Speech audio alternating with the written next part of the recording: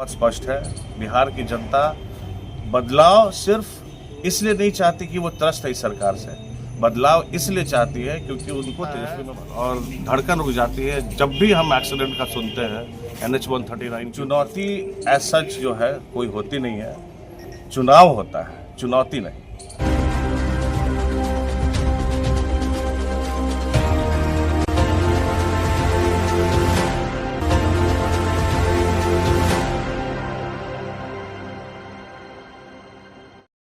नमस्कार, मैं हूं धनंजय वैद्य और आप देख रहे हैं न्यूज ग्लोबल 24 बिहार झारखंड।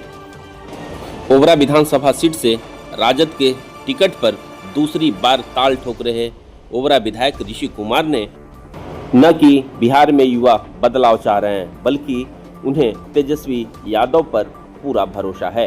उन्होंने यह भी बताया कि चुनाव जीतने के उपरांत दूसरी पारी में हम ओबरा विधानसभा के लिए मैं क्या कर सकता हूँ।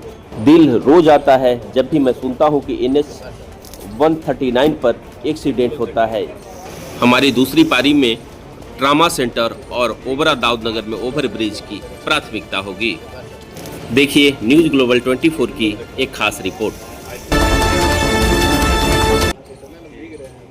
स्पष्ट है, मुद्दा आम जनमानस का है, युवाओं के भविष्य का है, बढ़ते पलायन को रोकने का है, अच्छी स्वास्थ्य सुविधाओं का है, अच्छी शिक्षा के स्तर का है और बिहार के उज्जवल भविष्य का है। पिछले 20 साल की अराजक सरकार को जनता ने देखा भी है, परखा भी है और झेल भी रहा है। जिस तरह से युवाओं के ऊपर अत्याचार हुए, लाठियां बरसाई गई, कोई भी नियुक्ति 17 महीने की महागठबंधन की सरकार जब हटी उसके बाद से कोई भी नियुक्ति जो है विवादों से नहीं घिरी। चाहे BPSC में पेपर लीक का मामला हो, चाहे TRE-3 और TRE-4 के छात्रों का प्रदर्शन का मामला हो, किसी भी परीक्षा में पारदर्शिता नहीं हुई और छात्र हमेशा सड़क पर ही दिखे या लाठी और डंडे खा के अस्पतालों में दिखे। मुद्दा बहुत स्पष्ट है, बिहार की जनता बदलाव सिर्फ इसलिए नहीं चाहती कि वो त्रस्त है इस सरकार से, बदलाव इसलिए चाहती है क्योंकि उनको तेजस्वी में भरोसा है। तेजस्वी के विजन पे और उसके मिशन पे जनता को पूर्ण भरोसा है। यही सब मुद्दों के साथ हम चुनाव एक ऐसा पर्व है लोकतंत्र का सबसे बड़ा, जिसमें सारे उम्मीदवार अपने अपने पक्ष को रखते हैं, सारी पार्टियां अपना अपना मैनिफेस्टो रखती हैं। तो ये जो है 10 दिन, 12 दिन, 15 दिन जो भी चुनाव प्रचार का समय है, ये सिर्फ और सिर्फ इसलिए हमें मिलता है ताकि जो बात हम जनता तक पहुंचाना चाहते हैं वो एकदम क्रिस्टल क्लियर जनता तक पहुंचे। चुनौती एज सच जो है कोई होती नहीं है, चुनाव होता है, चुनौती नहीं। रिस्पॉन्स बहुत पॉजिटिव है। आप नॉमिनेशन के पहले से लेकर के उसके बाद तक के हमारे सफ़र को देख ले, लोगों से पूछे जा कर के कि भय मुक्त लोग जो है चाहते हैं यहाँ पे जो है प्रतिनिधि हो जिससे लोग भय ना करें। और मेरे 5 साल के काम को लोगों ने देखा भी और सराहा भी। पुनः देखिए, कुछ सबसे महत्वपूर्ण कार्य जो बचे हुए हैं, हमारी सरकार भी आने वाली है, तो सबसे पहले तो एक मेडिकल कॉलेज की आवश्यकता औरंगाबाद को। दिल रोता है और धड़कन रुक जाती है जब भी हम एक्सीडेंट का सुनते हैं। NH-139 के ऊपर कोई ट्रॉमा सेंटर नहीं है यहाँ पे। सबसे पहली प्राथमिकता जो है वो ये है कि यहाँ ट्रॉमा सेंटर स्थापित हो, मेडिकल कॉलेज स्थापित हो।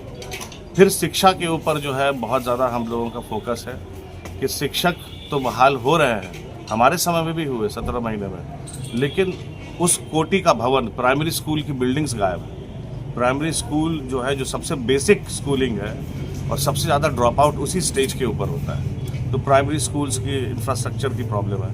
शिक्षा का बजट तो इन लोगों ने 60-60 हज़ार करोड़ रखा, पर 70-70 हज़ार करोड़ के घोटाले कर दिए, जिसका सरकार के पास कोई जवाब नहीं है, ना कोई रिसीट है। CAG ने इस चीज़ का खुलासा किया। तो बहुत सारी ऐसी चीज़ें हैं जो कि माइक्रो लेवल पे और मैक्रो लेवल पे, दोनों लेवल पे करने की आवश्यकता है और जब हमारी सरकार बनेगी तो भरपूर तरीके से इस चीज़ को किया जाए। तब और अब नहीं, आप युवाओं से जाके पूछिए क्या है NDA। सबसे भ्रष्ट गठबंधन जो है वो NDA है। पिछले 20 साल में सत्ता में जो काबिज है वो NDA है। जो यहाँ के लोगों का जो बदतर स्थिति है बिहार की, अब आप किसी भी उसमें देख लीजिए, इंडेक्स में, ह्यूमन इंडेक्स में आप देख लीजिए बिहार कहाँ खड़ा है। नीचे से पहले या दूसरे पायदान पे आपको मिलेगा। क्या हो रहा है? आप गणित, सिंपल गणित मत जाए, कि एनडीए के मतलब ये पार्टी वो पार्टी। सब पार्टी का आप योगदान पूछ लें। पिछले 1-1.5 साल से जो सत्ता में बैठे हैं, किसी भी एक मंत्री से आप उनका प्रोग्रेस रिपोर्ट ले लें, क्या किया उन्होंने, क्या डिलीवरी की है। जनता सब देख रही है। आप 2020 को 2021 से कंपेयर नहीं कर सकते, 2021 को 22 से नहीं कर सकते। यहाँ तो 5 साल गुजर चुके हैं और 5 साल में इनके नापाक इरादों को जनता पहचान चुकी है। तो चाहे किसी भी वर्ग के लोग हों, सवर्ण हो, पिछड़े हो, अति पिछड़े हो, दलित हो, महादलित हो, सब एक साथ महागठबंधन के साथ कंधे से कंधा मिला के खड़े हैं। एक तरह से 17 महीने का अपने कार्यकाल का आप पीपीटी के रूप में जनता के बीच प्रदर्शित कर रहे हैं। उन 17 महीनों में अपने इलाके के लिए क्या लाभ उठा पाने? 17 महीने में जितने भी हमारे जर्जर हो चुके स्वास्थ्य केंद्र थे, उप स्वास्थ्य केंद्र थे, उन सब की मरम्मती कराई, क्योंकि स्वास्थ्य मंत्रालय हमारे ही पास था। उसके बाद कम से कम 84 ऐसी सड़कें थीं जो MR से बाहर जा चुकी थी, यानी जो मेंटेनेंस नीति होती है, उन सबको हमने मेंटेनेंस नीति में ला करके एक साथ 84 सड़कें पास कराई थी उन 17 महीनों में, जिसके ऊपर आज भी आप जाके देखेंगे तो माननीय मुख्यमंत्री जी का नाम लिखा हुआ है और नीचे हमारा नाम लिखा हुआ है। तो ये सब वो 17 महीने की उपलब्धि है। सड़क हो, स्वास्थ्य हो, फिर जितने भी स्कूल्स थे हमारे, क्योंकि शिक्षा विभाग हमारे पास था। अब आप जानते हैं जितने इंपॉर्टेंट रिकॉर्ड्स होते हैं स्कूल के, उसको रखने तक की जगह नहीं थी।